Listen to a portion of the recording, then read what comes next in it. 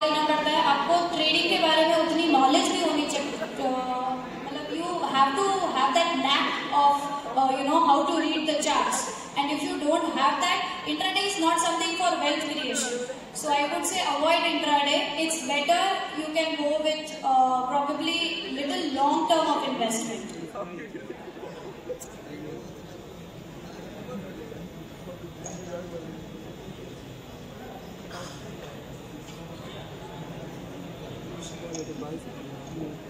Good evening ma'am. Good evening. मेरा question है कि मेरा पॉकेट मनी 1000 रुपीज है और at the end of the month 500 rupees बचता है, तो उसको कहाँ इन्वेस्ट करें? SIP में, स्टॉक्स में,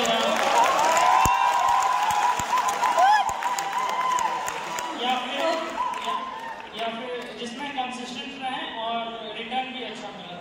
Okay, got it. See, so you mean to say कि आपके पास सिर्फ 500 रुपीज है to invest on a monthly basis, right? Yes, ma'am.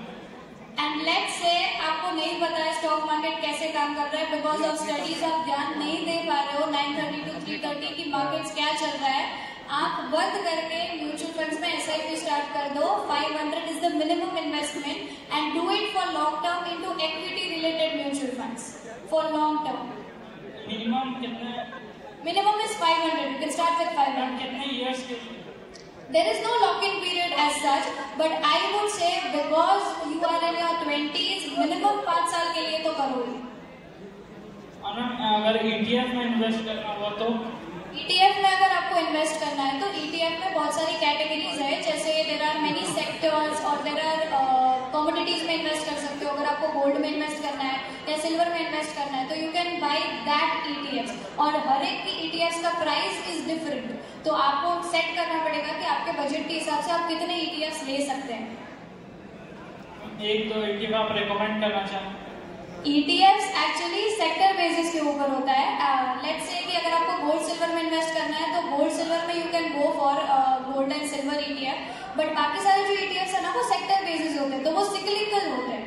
In the sense अभी फॉर एग्जांपल फार्मा सेक्टर चल रहा है या IT सेक्टर चल रहा है, तो your entry and exits matter a lot, क्योंकि सेक्टर में कभी लेट्स से कि IT सेक्टर चल रहा है तो वो 5 साल के लिए चलेगा, उसके बाद उसमें भी डाउनवर्ड मूवमेंट आएगा. तो आपको ये पता होना चाहिए कि कब IT में एंट्री लेनी है और कब IT में एग्जिट लेनी है.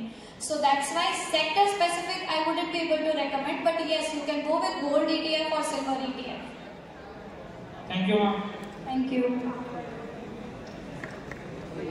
अभी if you are talking about current market scenario, then I would say कि अभी markets क्योंकि down है, don't take any decision in terms of panic mode, और अभी let's just stay invested and then you can take a call कि क्या करना है, क्योंकि I also don't know ना where exactly you have invested, in which stocks you have invested. तो अभी at the moment अगर आप पूछ रहे हैं as per current market scenario, stay invested, don't do it.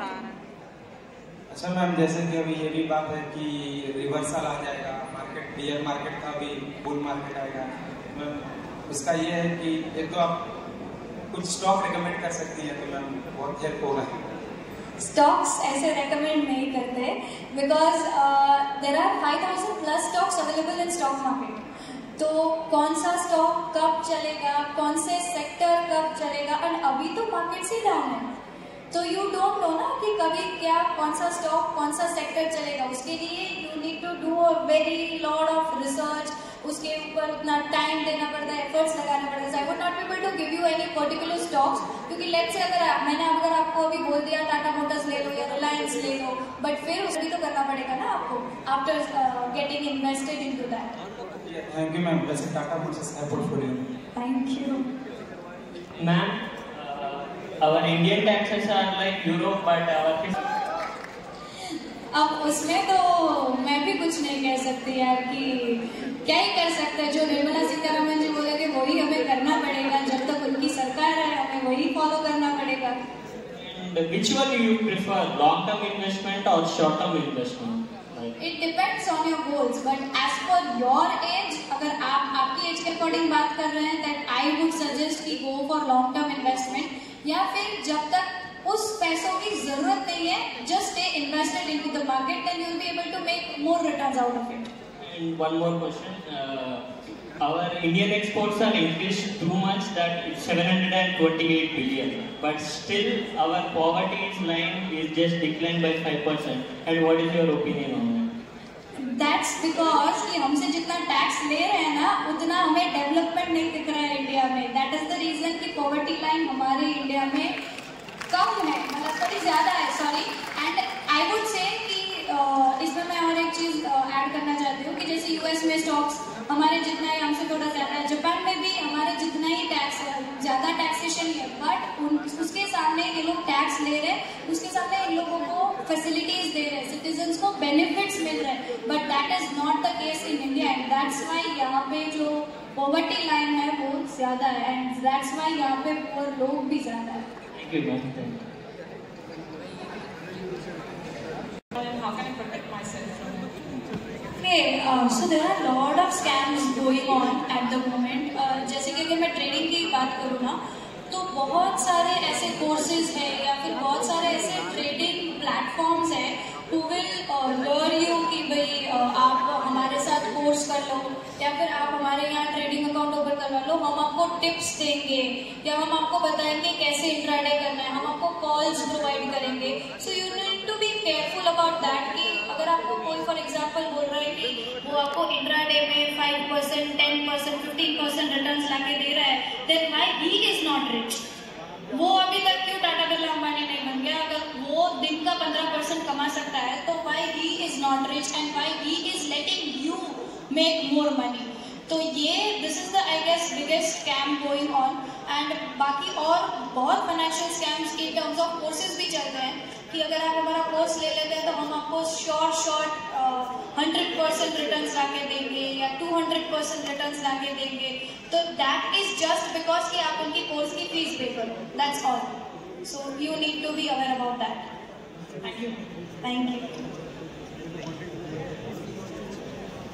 हम लोग सबको फायदा हो, कभी न कभी हम सीख पाए आपसे और ऐसे ही आपकी तरह कभी एक स्टार्टअप खोल ले, क्या पता. Sure why not.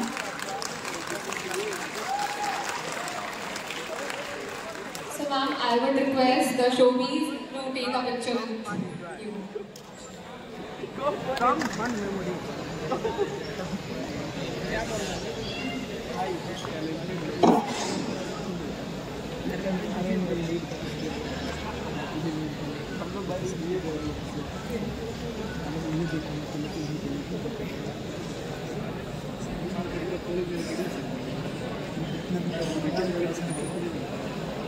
अच्छा, इसमें